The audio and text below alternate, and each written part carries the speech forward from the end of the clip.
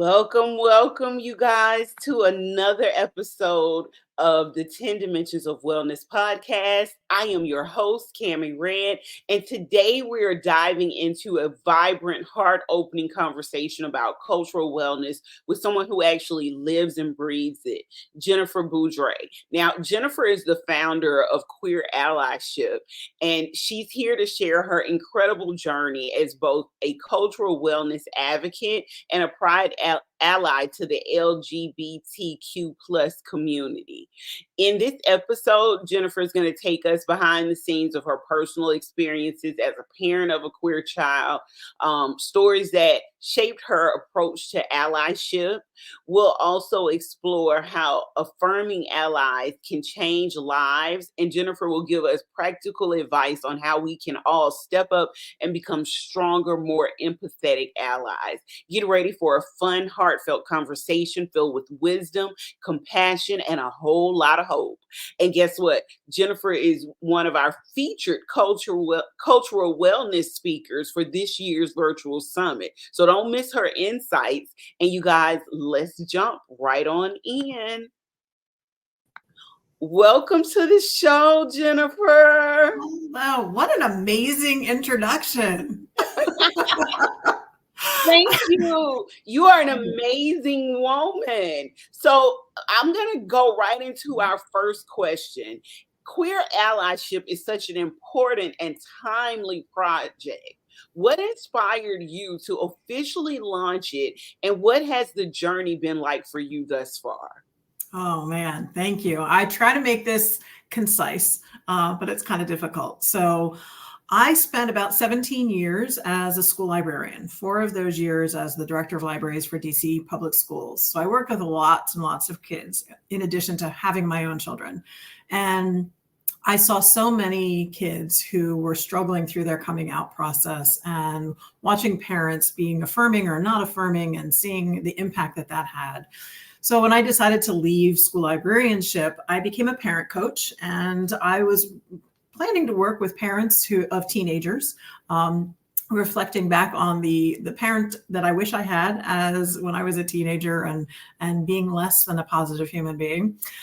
And the more I worked with parents, the more I realized that my niche really was working with parents of queer kids, because I'm the parent of a proud bi guy and also the bonus parent to a trans man. So I had a little different perspective than many other of the parent coaches out there. So I've been doing that work for a couple of years, and I recently moved from the Washington, D.C. area to Ohio, where I am in the midst of a state and in a county and in a town that is not necessarily affirming. And I have been doing more and more workshops for organizations and mental health providers and government agencies, and realize that my reach really is more than parents. It is parents and anyone and everyone who is interested in learning about queer identities and figuring out the best ways that they can be supportive, affirming allies. All right. Now, Jennifer, as a parent of queer children, how did your personal experiences shape your approach to cultural wellness and allyship? It's fascinating to see the growth that it happens as a parent, right? You have these children and you imagine who and what they're going to be.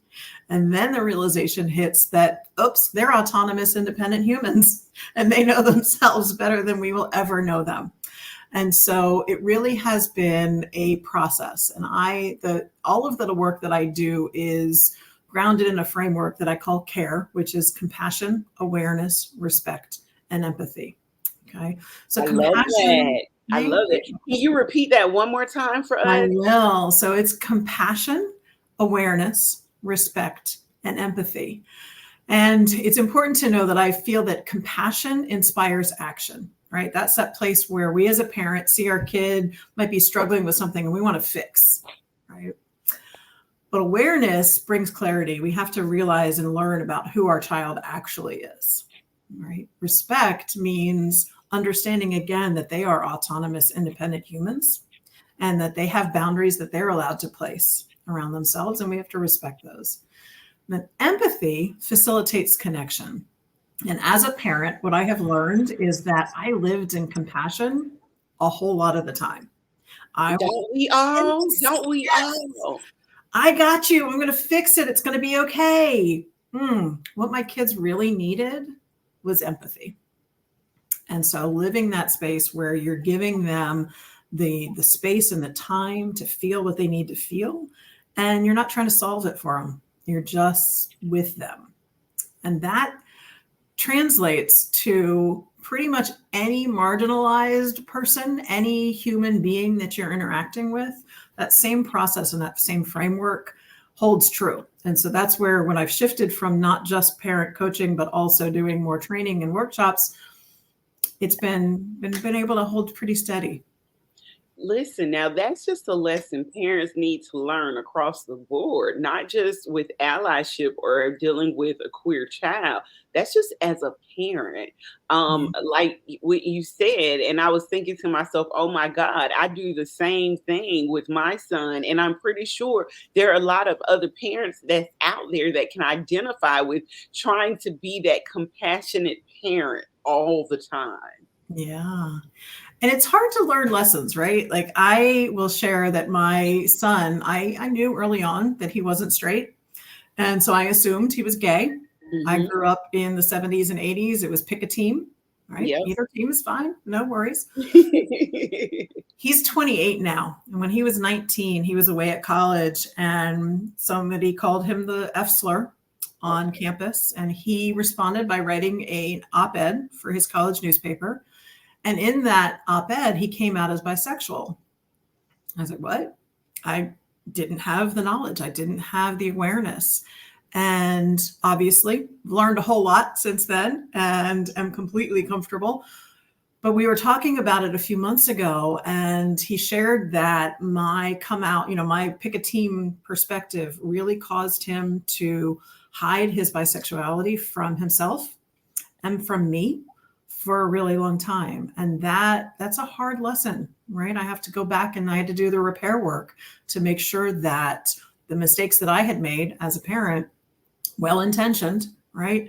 I love Dr. Angelou's do the best you can until you know better. And then when you know better, you do better. Yeah. So a lot of times we have something we got to learn. Now, you just shared with us a memorable moment about your son coming out as bisexual. Now, how did that moment affect your perspective on allyship and inclusivity? Yeah. So it made me realize how much I don't know about what I don't know. Right. And for a long time, I struggled with, I don't understand this. And then I got to the point where I don't have to understand it. Right. I'm never going to understand what it is to be anyone other than myself, Yeah. a white identifying cisgender heterosexual woman. That's my lived experience. And my son's lived experience is valid and it is his own. And so that's where, again, got to jump into that empathy space and be able to listen, knowing that I'm not going to understand. Now, what was the hardest part about shifting your own mindset when it came to understanding and supporting your son's identity? It's having to acknowledge that we all have biases.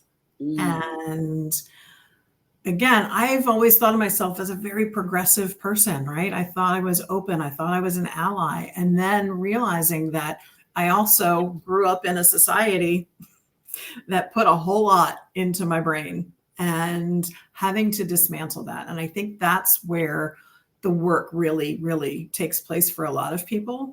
And I approach it by saying, we all have biases and it's not our fault and it's okay. They're all learned and they can be unlearned. And my favorite example of this, just how deeply ingrained these biases are, comes from my bonus son, who's transgender. And he's married to a cisgender woman. And when she was pregnant with their first child, they were very excited. They got the first sonogram, and my bonus son said, "It's a boy." And I responded in my brain with, "Is it?" Okay, I'm sorry. I know, but yeah. Yeah. Yeah. And I was like, dude, you are a trans man. You know that penis does not mean boy, Yeah. right? And chances are it is, but you know it's, but it is so ingrained in all of us that there is this gender binary, and this is who, this is what male is like, and this is what female is like. And so it exists, and we have to uncover them and dismantle all those biases. Now, what advice would you give to parents who might be struggling to fully understand or accept their child's queer identity? Yeah, it's hard. And it's hard for a lot of parents, and I get it. And they're come from a lot of different perspectives. I will share that I have one of my daughters is a Lutheran pastor, and her husband is a Presbyterian pastor. And so I understand a lot about coming from a Christian perspective, feelings and emotions that people may have for things that they have learned. So again, I think it is important to, when your kid comes to you, there are 3 things that I tell parents to do or say, right? The first thing is, I love you. No matter what is dropped off of that. You don't say, I love you, even though this thing that I don't understand, I'm struggling with exists. It's just, I love you, full stop. Second thing is, thank you for trusting me with this. Right? It is hard for a kid to come out, especially to their parents sometimes. And the third thing is, what do you need from me right now? Because in that moment, it is not about you as the parent and all of the things that are going on in your head. It is about this child and what they need in the moment. They might need a hug. They might need you to help tell some other family member, or they might need you to keep this to yourself, right? Then the work starts. Parents have to go and educate themselves, right? Remembering that you and your child are on different paths on this journey together. And you need to educate yourself because it's not their job to educate you, right? And there are tons of places that you can go to get the information, to get the explanation and the definitions, and decide whether you need additional support. And that's where someone like me comes in, right? And there are also amazing support groups out there for parents. Connecting with others who are going through similar things is really, really important. Okay, now my next question I want to ask in twofold, okay? Mm-hmm. Now, you stated that you started this in Washington, D.C., Queer Allyship in Washington, D.C., which can be a pretty progressive place, but now you say you live in Ohio. So I'm going to ask you, what are some of the biggest challenges you faced in creating resources and spreading awareness, both in Washington, D.C. and in Ohio? So you actually can give us perspective from 2 different places, because as you stated, when you said you were now living in Ohio, I knew that you were up against a lot up there. But when also living in DC, there is some openness, some acceptance going on there. So what are some of the biggest challenges you faced in creating resources and spreading awareness, first in DC, and then we'll get into Ohio, because that's a whole nother thing. Yeah. So it's interesting. DC is known to be, and it is, one of the most queer accepting places in the country. Statistically, it is just, it just is. What is interesting to me is that the challenges are still the same. Okay. For parents who are surprised or who believe that they're allies, but then their own kid comes out and they have the same, the feelings that they don't necessarily want to have, that exists no matter where you are geographically. So the wonderful thing about DC is that there are a ton of resources, but the challenge is there are also a ton of resources, right? So sorting through and finding the right place, navigating your place in all of those. And then that can be a bit overwhelming for some. It is. And then there's also, the reality that Washington is a unique place unto itself, right? And so there are a lot of struggles within the queer community still. And depending on how someone identifies, right? The folks, I often say I have the 2 most marginalized under the LGBTQ umbrella: bisexual folks and transgender folks, even within the queer community, can face a lot of discrimination and phobias. So that's challenging. Ohio. I will say that what has been amazing, and we came here because of for family, for my partner and his family. we chose to live in a town that was hosting its very first Pride celebration this Okay. summer. Right. Okay. So I was like, all right, I can do this. And I've never lived anywhere other than the DC metro area. I was like, I can do this. If they're willing to have a Pride, I know that there are some people here who are willing, to be progressive. This wasn't the most amazing Pride festival that I have attended. There were thousands of people here. There were no problems. There were no issues. There were a few little protesters, but they came from out of town and they had a very distinct, specific agenda. Yeah. So what I have found is that there are a lot of progressive, welcoming people that are afraid to make themselves known because there is such an atmosphere and a feeling that we're the only ones, right? And so what I am finding is the more that I reach out, the more that I make it known that this is who I am and this is what I do, the more people I'm able to connect with. Okay. Now, what are some of the most surprising benefits you've noticed in your own life after becoming a more active queer ally? Yeah. And I will say this not only comes from my own life, but again, I'm a trained librarian, so I like to do research. I have personally experienced, and the research shows that folks who are queer allies are more creative. They are more empathetic. They are more supportive of issues for other people, for more marginalized communities, more open-minded, and we experience more joy. I love that. And that's just the way we should be as humans, period. Yes. Yeah. Absolutely. And I often say, like, what I do and what I teach is a niche around LGBTQ identity because I have some knowledge and information to share around that, but it expands to any other group, right? It comes down to being good humans. Yeah. Even when you were talking about care and what that meant to you and the acronym you use for that, like I said, that could just be used for any parent. It doesn't necessarily have to be a parent with a queer child. Some of the lessons that we learn in different spaces, we can apply in other areas of our lives. Absolutely. Absolutely. All right. Now, your work emphasizes the importance of affirming people in the moment. Can you share some examples of how this has made a difference in your work with others? Yeah. One of the things that I often hear from parents, especially parents of adolescents, is that their kid is changing identities, right? And maybe they're just, social media is telling them that you try this or try that, and they don't know who they are. And that's true, right? Because people are trying to figure out who they are. And it is totally appropriate, especially during adolescence when you're struggling to figure out everything about yourself. You recognize that you're feeling a way and you learn that, oh, there is this possibility. Maybe I am this, and you try it on. And if it fits, you're good to go, but maybe it doesn't quite fit. So you try something else, right? So I tell parents to believe who your child tells you that they are in this moment and go with that, right? Because in that moment, it's true.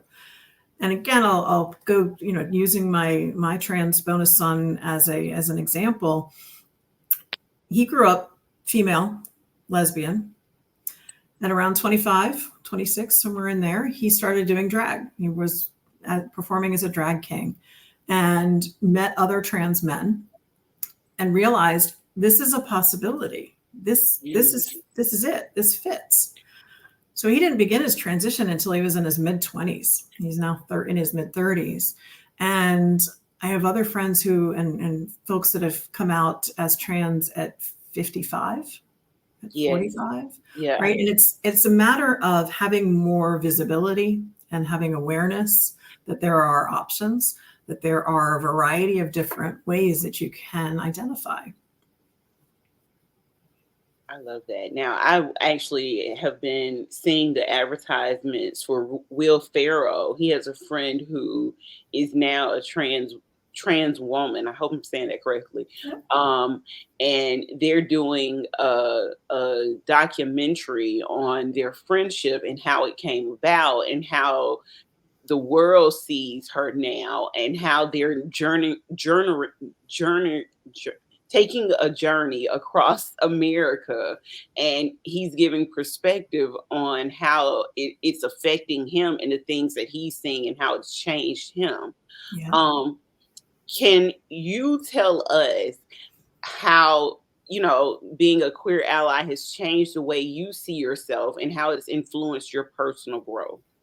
Yeah. One of the things that I think is really important for all allies to do is to be reflective about your own identity, right? And most of the time you're going through life, you identify as cisgender female, you don't think about it, right? It's a privilege that you have, right? And I happen to be multi-privileged, right? I'm white, I'm female, college educated.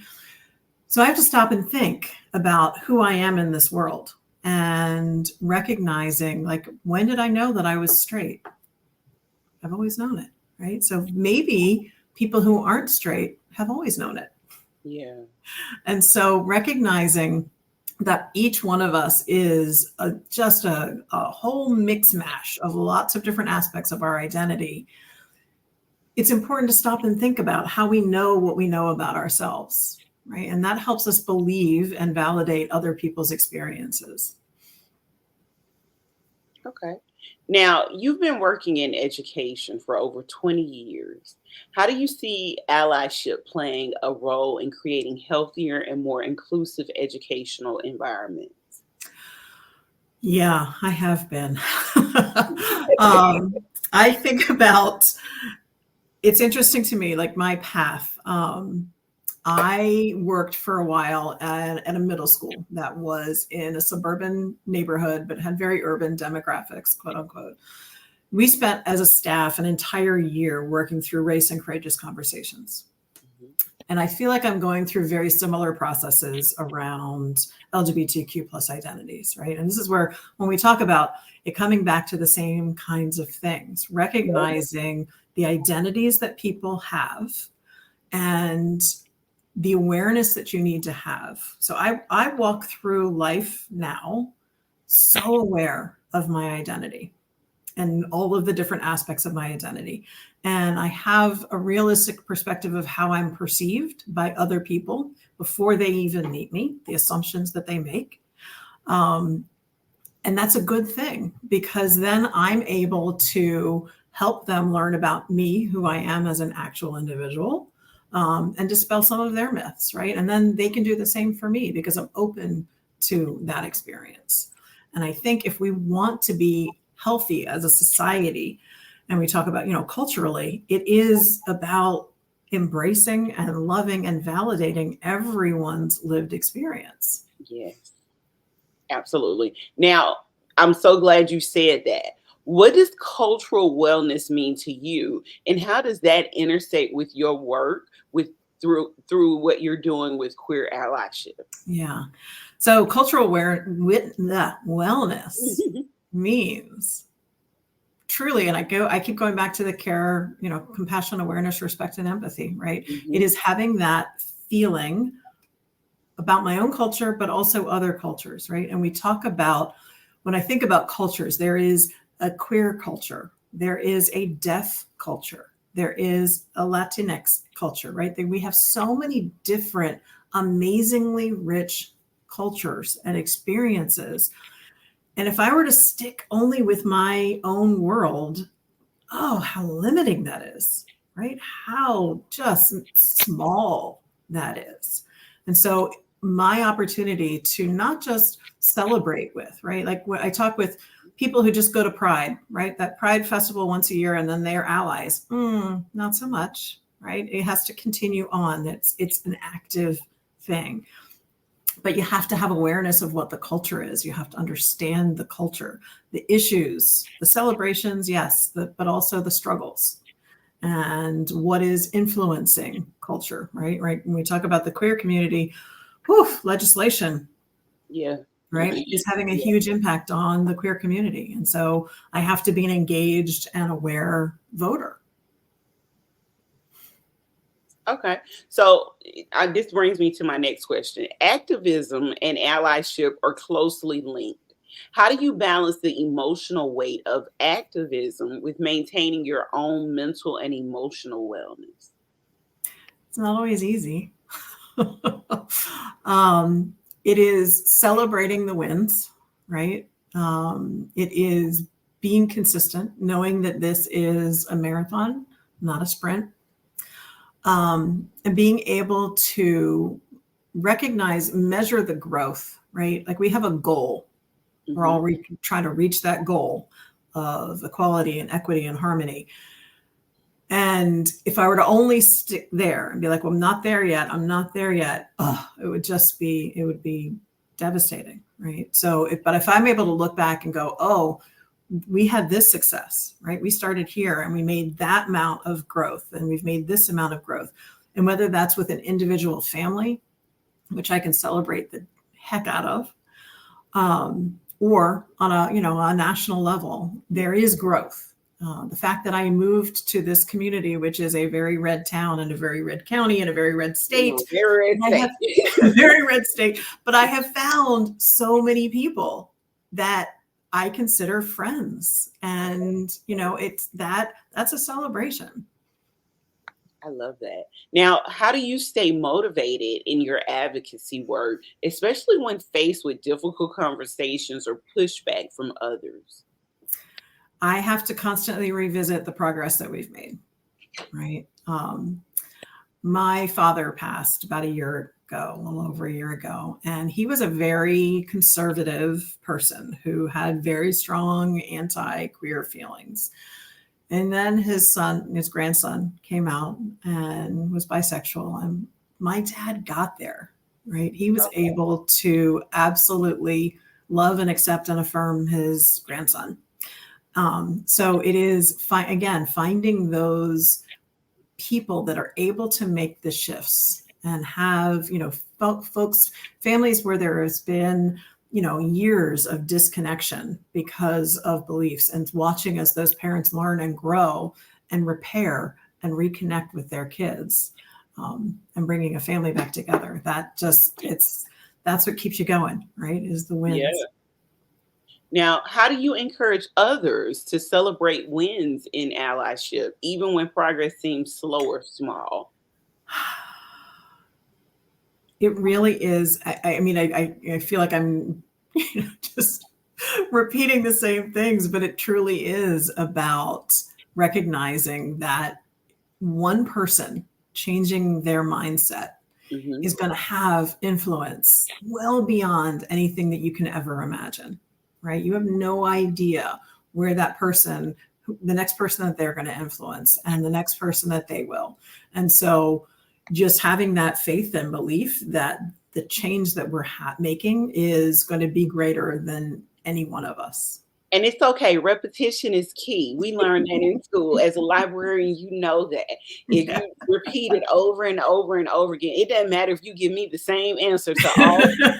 Ditto.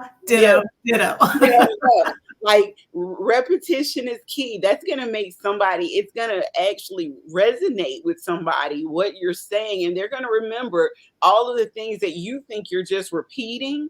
They're going to be like, hey, that stuck out. I remember when she said this. I remember when she said that. And that was a very valid point. So if you feel like you're repeating it, keep repeating it, because it must be the message that's meant to be heard. Okay. Got it. Thank you. Now, earlier you mentioned that queer allyship can increase creativity and empathy. Have you noticed any changes in your own creativity or emotional awareness since deepening your allyship? Yeah. I mean, the fact that I am putting myself out here as an entrepreneur and doing things, creating graphics and doing all of the things that I didn't learn that in library school, right? That is not who I believed myself to be. So my perception of myself has definitely changed for the better. Okay.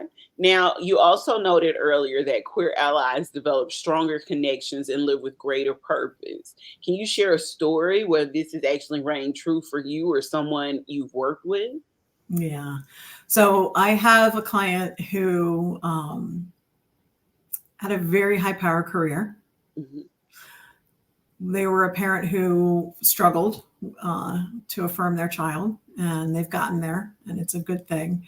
And this person is now retired, and I am watching them volunteer in the community and do work that is supporting others in a way that they had nothing to do with their career. And it has really been an opportunity for them to see the needs that other people have and to live outside of themselves a little bit. I love that. Kudos to them. Yeah, it's a All lot of right. growth. Now, I know you're writing a book. What can we expect from it, and how will it support those looking to be better allies? I'll get there. Writing a book is a big thing. It is. It is. I've written and published about 7 books, so I understand. Oh Yeah. my. It's like I think I'm done. No. I got so much further to go. It really is it is a deep, deep dive into the care process. And it's seated with queer allyship and specifically for parents, but it's going to be a lot more universal. As we said, these are things that you can take into every area of your life. And I'm hoping it's going to be very inspirational and help people and parents feel that they are on the way to being super strong allies for their kids and for others in the community. I love that. Do you have a name for it yet? No.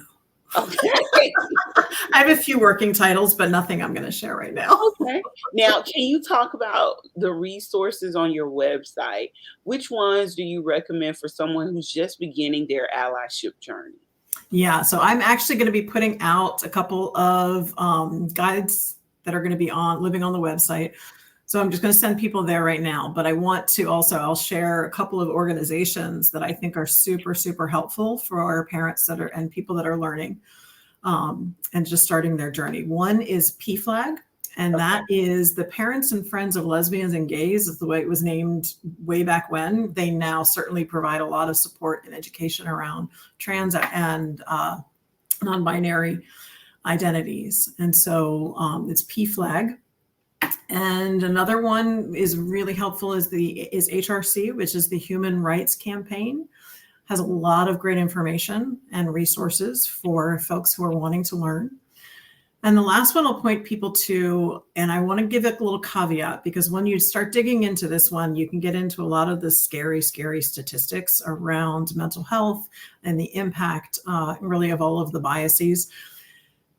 And you have to keep in mind that all of the scary, scary statistics hold true when people don't have support, right? If they don't have allies that are there for them. But that being said, it's the Trevor Project.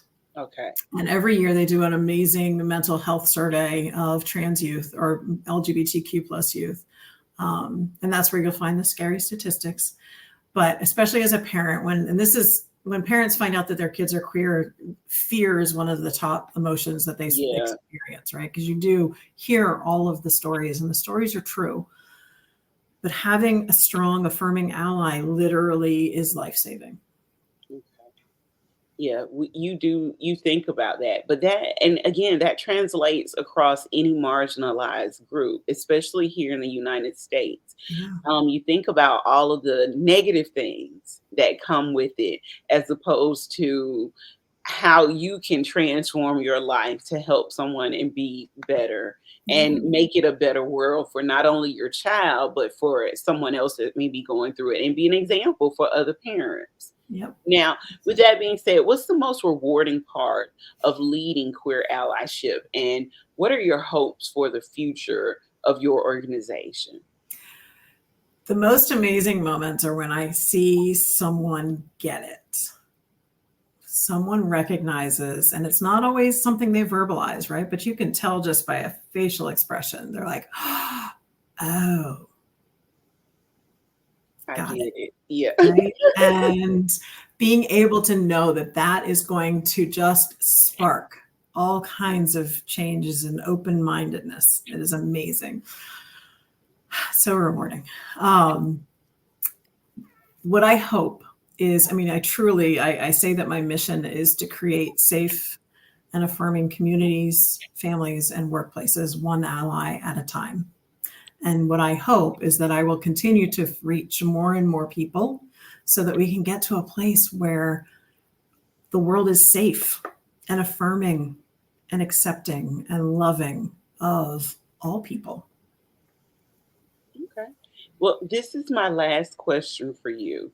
If you could share one piece of advice or encouragement with someone who wants to be a better ally but doesn't know where to start, what would it be?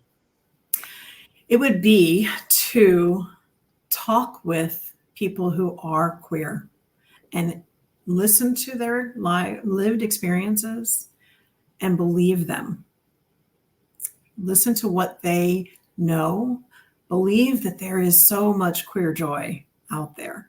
And if you're a parent that is worried about where your child may end up, oh no, I'm not going to be able to have grandchildren, or your fears for them aren't necessarily true, right? Go with the what if. What if this is the most amazing thing about this person? And just believe them when they tell you who they are in this moment. I love it. Give people where they can find you, your social media, your website, all of that. Yeah, so my website is www.queerallyship, all one word, .com. I'm also on Facebook at Queer Allyship, all one word. And then on Instagram at queer_allyship. We will be sure to put those in the description of this particular episode. So if people really want to reach you, reach out to you and talk to you, they'll find it. But also, Jennifer will be speaking on December the 14th at our 10 Dimensions of Wellness Virtual Summit, which the link is going across the bottom of the screen. So if you'd like to hear more about that, make sure you're logging onto the website and getting your tickets. Now, Jennifer, thank you so much for giving us your time today and going so in depth. I learned a lot today, and I'm pretty sure some other people did as well. I learned how connected we all are and how we have to do some self-reflection when faced with things that we may not understand. So thank you again for being on the show. I really genuinely appreciate it. Thank you. I really appreciate the conversation, and I look forward to our summit. Yes, I'm excited. I'm excited. Okay, you guys, this has been another episode of the 10 Dimensions of Wellness. What a ride this was. A huge thank you again to Jennifer Boudrye for joining us today and sharing her story, her heart, and her passion for allyship. Her message reminds us that allyship isn't just about supporting others, it's about becoming more authentic, connected, and empathetic in our own lives. If you're feeling inspired and ready to take your allyship to the next level, be sure to catch Jennifer's full presentation at the Virtual Wellness Summit on December the 14th. Trust me, it's going to be packed with more insights and practical tips that'll leave you feeling more empowered. As always, thank you for tuning in. And if you love today's episode, share it with someone who could use a little bit more joy in their day. Until next time, stay kind, stay curious. And as Jennifer reminded us, let's keep showing up for each other. Take care, and I will see you soon. Don't forget to like, follow, share, and comment on your favorite podcast platform.